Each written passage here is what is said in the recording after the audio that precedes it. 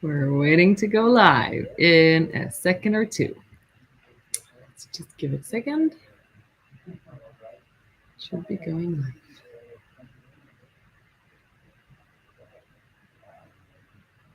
Should come. Why didn't go live? Yeah, I think it is in a second. Can people see us? If you can see us, you can chat very quickly. Give us like a thumb up or something so we know, because so far I don't see it on LinkedIn going live. I can see thumbs up. It's live. Okay, we're not gonna look at it on LinkedIn. Okay, Jeremy, perfect. So it's live. Welcome. You can see us. We can't see you, but it's okay. Jakob, Janos, everybody. Hello. So again, LinkedIn Live. And today is a very exciting topic. I'm going to talk with Katrine from Pixelz about ABM. Katrine is one of the most experienced CMOs I've ever met. And I'm so crazy excited to hear about your IBM journey. The next one I've met, who's very experienced, is Stefan. And he was saying, I'm really looking forward to listening to her talking about ABM. So get ready. Katrine, who are you? Sure. I think, Laura, first of all, I have to say I'm a little bit intimidated that you call this session account-based mastery, because I just leveling expectations here. I'm not exactly sure that's where we're at yet.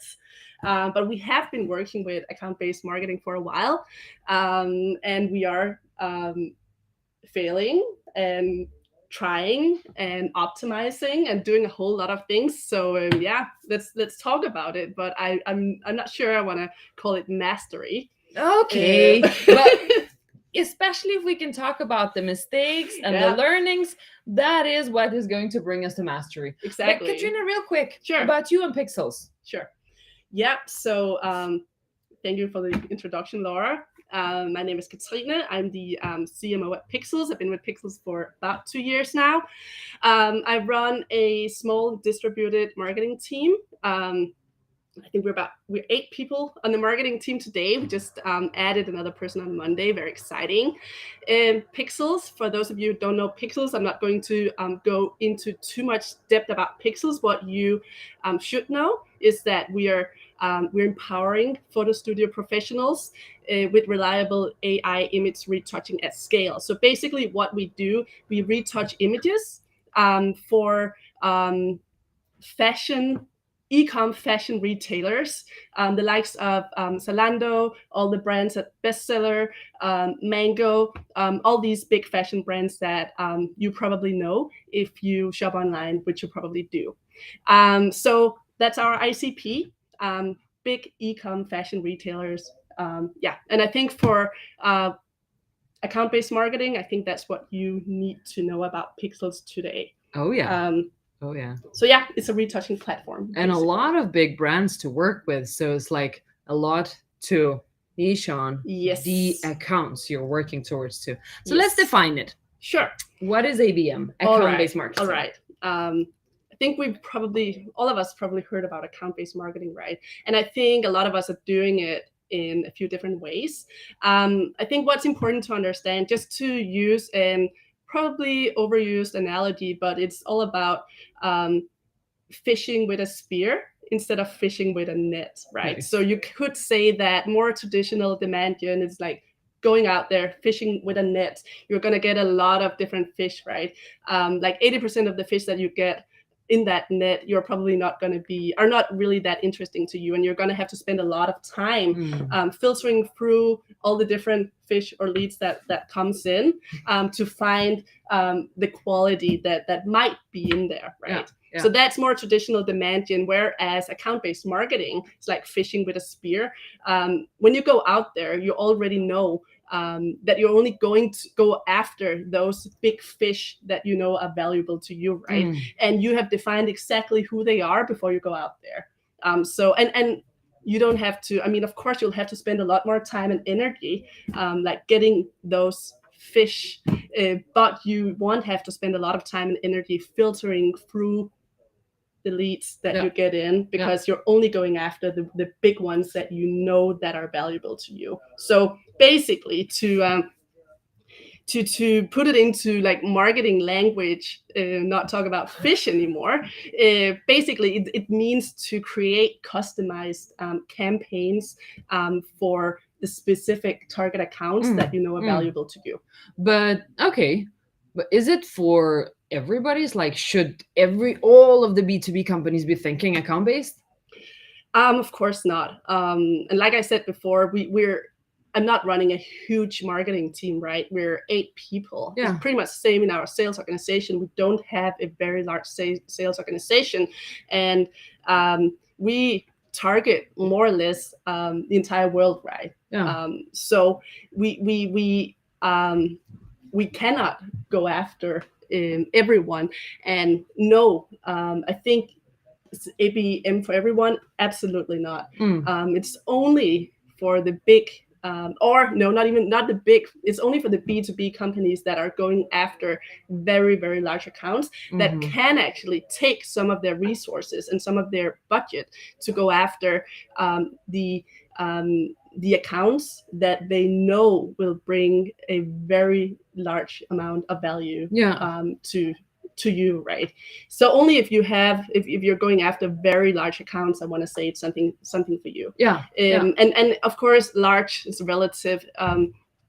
For us, we consider account and a new deal to be large if we can put a first year value of at least a few $100,000 onto it, and preferably a little bit larger. So we're talking about accounts here that represent a lifetime value of at least a few million $. So that's the size of the account that we are talking about if we are going to put them into an account-based campaign where we're going to actually create and customize content for them. So we're only going after the largest accounts. It sounds expensive. And then, but in order to go for ABM, then what do you need to know before you actually start? Because you can waste a lot of money. Yeah, I think, sure. I think there's 2 things that you need to know, right? Well, first of all, you need to understand your ideal customer profile. And when I say understand them and have that defined, it's a matter of who they are, but it's also very much a matter of what is the value that these accounts are actually going to bring you. So you need to have a very good understanding of that. And for us, the amount of images that one of these e-com retailers have is what matters to us, right? So when we evaluate these accounts, we need them to have a minimum of 25,000 images that they need retouch per year. So that's one very important thing to us, right? So that is something that we need to know before we go after them. It's one of our success criteria. So knowing exactly who your ICP is, it's very, very important, and the value they represent to you, of course. And then the second thing is, even if you do know who these accounts are, second thing, you need to get your positioning and your communication.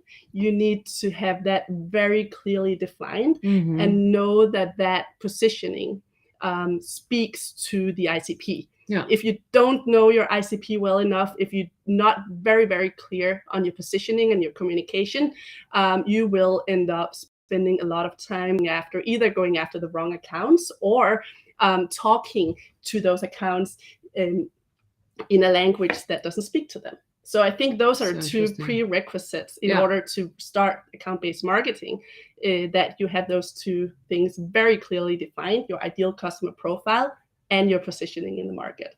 So interesting. And we had a chat before we went live that this will be the next topic that we're going to speak with Katrine when autumn hits. So I could easily spend 30 minutes on how to identify your ICP, how to build those lists, and how to get very, very clear on your positioning. But yeah, we can talk about that another time. Absolutely. And as Stefan is saying in the comments, kind of, it's expensive, but it also depends on what revenue you're bringing in. Sure. it can be less expensive or really, really expensive if it fails. So it's kind of... I think if your lifetime value is big enough, right? It's you can spend a lot of resources on bringing in just one account. Exactly. Let's talk about ABM at Pixelz. Yeah. So how did it start? And kind of walk me through your story. Sure. So like I said before, we have been doing quite different things. Like I said before, I started Pixelz 2 years ago, and when I started, they were already doing quite a few ABM initiatives. But I think back then we were doing well, I think there's a few different ways to look at ABM, right? Or at least how there's few different ways of dividing your target accounts. So you could either do a one-to-one, where you pick one target account that you want to go after, and you can spend all your resources on that one account. It's got to be a big one, right?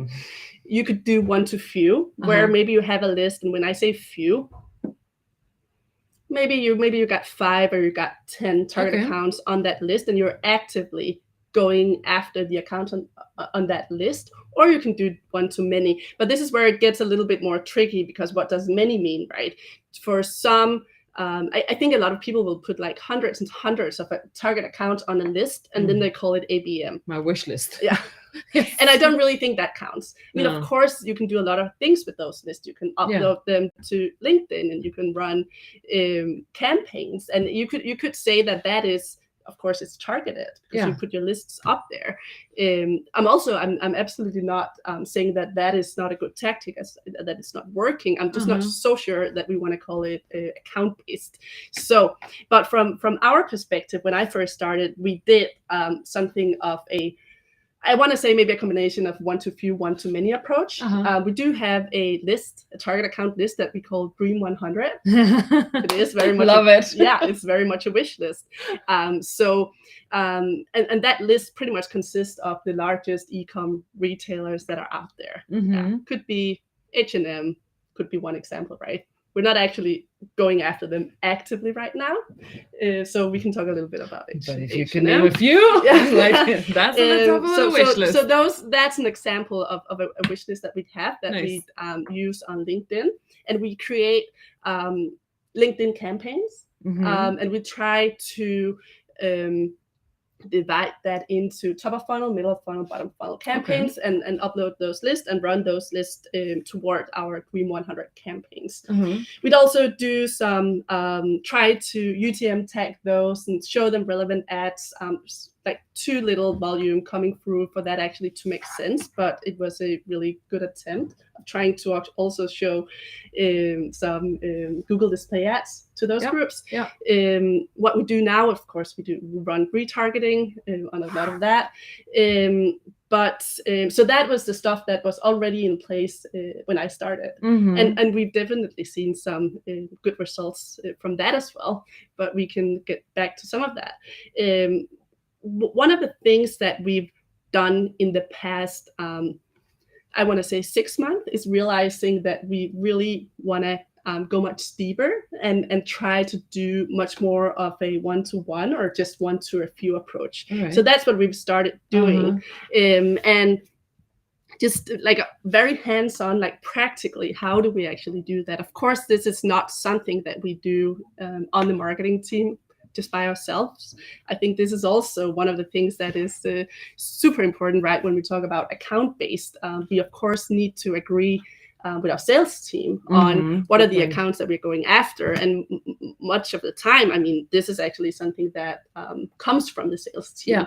And also, to be completely honest with you, because we do have a relatively small team, both on the marketing and the sales side, the way that we have actually picked the one-to-one or one-to-few accounts that we're working on right now, we've actually looked at, okay, so what are the accounts that we're already talking to. It's not necessarily just accounts that are all the way up there, that have no knowledge of us. We've looked at, okay, what are the accounts that we're already talking to? Kind of low-hanging fruits, more or less. Kind of low-hanging fruits, because we know they know about us already. Nice. How can we, from an ABM perspective or marketing perspective, help the sales team close these deals faster? Nice. So yeah.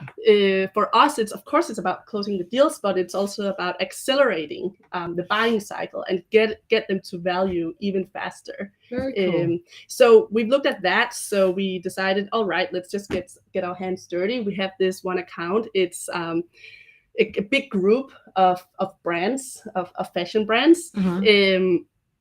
We've sat down with the sales team, a few people on the sales side, a few people on the marketing side, just did a big brainstorm. So what do we actually know about this account? Because we also invited them to one of the events that we had in LA in the beginning of the year. They came, a few people from the team came, so we've met them. What do we know about them? We also did a lot of research, just Googled them, figured it out. It's like, okay, we found out that, okay, they just built a new big studio. We sent a few people to that studio to talk to them. So what do we know about them? What are the insights that we have? We know that they're concerned about CSR. All right, we'll make sure to maybe look through our CSR pages, update those. We know that they're concerned about costs, so maybe we create some content about how to be more cost effective. Nice. So we sit down, we talk about what do we know about them, and we create content. It's not, I mean, we don't mention them in the content, of course, but we do know their pain points. We know their pain points, so we create content centered around the pain points of this organization. And it's large enough that we are able to set up LinkedIn campaigns for, at least when you include the group and all the different brands, we get to, so it's retail, right? We don't want to all the people working in the stores to see this. We want the people working in the studio to see this. So we filter that by roles on LinkedIn, by roles and seniority on LinkedIn. We make sure that they see those campaigns, and then of course we have our sales team reaching out, and we of course try to. So we do a lot of events, and webinars. So it's also a way of us reaching out, talking to this account without trying to sell to them. Wow. Like involving them in, even maybe we even invite them as a keynote speaker to one of our events and stuff like that. Just trying to make sure that we stay top of mind without actively trying to sell to them all the time. That is really cool, because like you're there for the accounts to give them the experience to learn about you, but you're not selling to them. It's like maybe they're not ready and you have to figure out if they are. I love the aspect of sales and marketing collaboration, because I've seen a lot of discussions about like ABM is just like sales have been doing ABM all the time. And it's I think it's true to a very large extent that a lot of the tactics and a lot of the things we're doing is things that marketing has been doing forever. It's things that sales has been doing forever. So I think ABM is really putting that into a process and working together very closely aligned with the sales team. Very cool. And also, of course, trying to focus and also following up. And then we try to, but I think it's a very good point that all these things that goes into ABM, it's not something new. It's not rocket science. It's not a cool new tactic that's going to work. It's just like building a process around all these activities and working very closely with the sales team. And then, of course, the follow-up. I mean, we've set up notifications in our Slack channels. So every time someone from our target account that we're talking about, they come to the website, if they fill out a form, if they sign up for a webinar, we'll get a Slack notification, or the sales person who is assigned to this account will get that Slack notification. So we know there is that we're top of mind. This is really cool. And like before, there is a story that Katrine has exactly about that. We're going to dig into that one. But if anybody has questions, please post them over in chat. We will pick them up as well. We've got 10 more minutes. And now it's time for the story about the targeted ones. Sure. So give us the meat. Sure. So this is, I should not take any credit for this, because this happened before I started. Like sales cycles are very long, right? So also, again, list or very large e-com retailer in the US on our target account list. Do have target account lists that are in HubSpot. HubSpot, there's an integration between HubSpot and Drift. Drift is our chat system. So every time a target account comes to a website, because HubSpot knows it's a target account, then Drift is going to know that it's a target account. So our chat bot on our website will actually come up and say, hi, name of target account. So that happened. The target account started chatting with this bot. But because it's a target account, it's a very, very large retailer, it's top of our list. Our chief growth officer is pinged. Within 2 minutes, he jumps on that chat. So the target account is no longer chatting with a bot, right? He is chatting with a real person. And well, it was a very long sales journey. And of course, there's lots of touch points that come after that. But because we identified, or because Drift identified that it was such an important target account, and because our chief growth officer were pinged right away and was like on him right away. Nice. I think about 1.5 years after that, after, of course, we flew there, took them out. I mean, we did all kinds of things, right? There was a little pandemic that came in the way of closing that deal. But that was one of the first touch points, right? And that was very much because they were on our target account list that he was able to jump on that chat immediately. So cool. And that's where we're kind of binding in technology to it as well. Because, target lists are nice, like a wish list or stuff. But let's talk a little bit about the measures. So when should you expect results of ABM?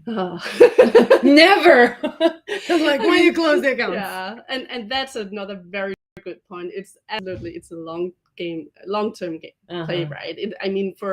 And that is where Dream Data comes into play, right? Dream Data is going to tell us exactly like how many days from the first touch to value. And for some of our target accounts, to be fair, it took 1 year or more to actually close them. But it was they're also some of our largest customers today. So I think just from looking at the value that it took to close them, it was absolutely worth it. And I mean, that's also very much what we're trying to do with ABM. Like I said before, it's trying to accelerate and trying to speed up the sales cycles, really. Absolutely. Yeah. And 1 year is not that much. If you're able to close an ABM, like targeted account that can bring you over $1 million of lifetime value, well, that's really worth it. Because I remember from the benchmarks that we just released, it's like the average customer journey from first touch to new business for B2Bs is like just a little bit above 200 days. Yeah. So 1 year is nice. We want more of this. Yes, please. Exactly. Okay. And for you, when you're measuring ABM campaigns at Pixelz, what kind of measures are you looking at besides the customer journey length? How do you measure? Right. I mean, of course, the closed sale. And when we are working with like one-to-one or one-to-few, I mean, it's actually really not that hard to measure, right? Yeah. Because something that, I mean, we have bi-weekly meetings where we talk about the different accounts and was there any progress, what happened. And for these very, very big whales, I mean, we'll talk about them a lot. So it's not like we need like a fancy technology to understand what happens. I mean, it's something that a lot of us keep a very close eye on. Cool. Nice. Very nice. And okay. But I mean, I guess you could say that also other touch points like inviting them to events, getting them to webinars, all of that is also, of course, a very good measure of success. Just the fact that we are able to stay top of mind. Even though our deal has to be closed yet, right? Yeah. Very, very cool. Any questions? Remember to post them in the chat because I've got many, but it's up to you to ask questions about ABM. Katrine, let's talk a little bit about the failures. That's another thing that we like to talk about. So when testing ABM at Pixelz, what do you wish you knew better back then than you know now? Sure. I think just looking at Pixelz from our perspective, because we're not a huge team, I think probably one of the things that we could have done better, should have done better, but it's always easy to look back and say that is it's been me, myself, and then our chief growth officer that has been trying to run ABM and keep that top of mind and drive that forward. And I think, and that doesn't just go for ABM, right? It's probably go for most things, right? At least a lot of things when we're the ones trying to do that. It's never going to be very effective because we're always going to be distracted by like a million other things, right? So like one example is like we sold Pixelz last year, right? And if we have to prioritize between like doing management presentations and like selling the company, right, and ABM, it's just that that ABM meeting is probably getting canceled again. So again, it doesn't just go for ABM, but I think a learning from me has been that it, like myself trying to drive initiatives like this is not great. So now I'm very excited that we've hired someone on the marketing side of things, so nice. Who will be, she's our new marketing experience lead, and she will be spearheading and making sure that we actually drive ABM forward. And now we also got someone on the sales side who will be responsible. So I think that is one learning. If we really want to do this effectively, we need experts on the team that are not distracted by a lot of other things. Yeah, like focus. And then so it's not distracted. That's really nice. And I think another thing that we did, we've spent a lot of time trying to figure out how to do this. Instead of just like sitting down, getting our hands dirty, doing that brainstorm, and actually just getting started. I think we've been wanting to do this perfectly and have a process in place and be able to run this smoothly before actually just sitting down and doing the hard work. But wouldn't it also be like a little bit dangerous to waste a lot of money if you don't plan it well? So I'm like thinking, but maybe you did it right. Of course, when you say waste a lot of money for us, I mean, I think for at least for ABM perspective, it's more the resources, because it is of course very resource heavy when we do create custom content. But a lot of this content, of course, it's customized to what their pains. But it's content that can be used for other accounts and other campaigns as well, which is of course helpful. But yeah, I think just get started. Like sit down, sit down. A few people from the sales organization, a few people from marketing, and pick one account. If you know your ICP and you're positioning well enough, it shouldn't be that hard to pick one account. Maybe pick an account that already know about you and just get started. Much easier. Real nice. I can see that we've got some questions, and I can see that Stefan is sharing for Steve's question. So we're picking it up and then gonna read it out loud. Do you have an outbound component to your ABM program? We do have an outbound component, but that outbound component is helping us reach out about events. We don't do a lot of just cold sales from an outbound perspective. When we do reach out, and it's like cold LinkedIn or cold email, it's usually with invitations to events or invitations for webinars and content. So it's not, I don't want to say it's not hardcore sales outbound. No. Okay.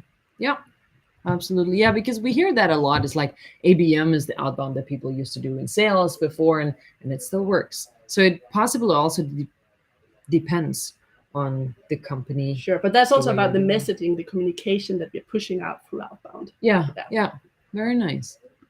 And I can see that Janus has a very interesting question as well. What risk do you see of ABM becoming a bit too much like a stalker, and how do we avoid that? Sure.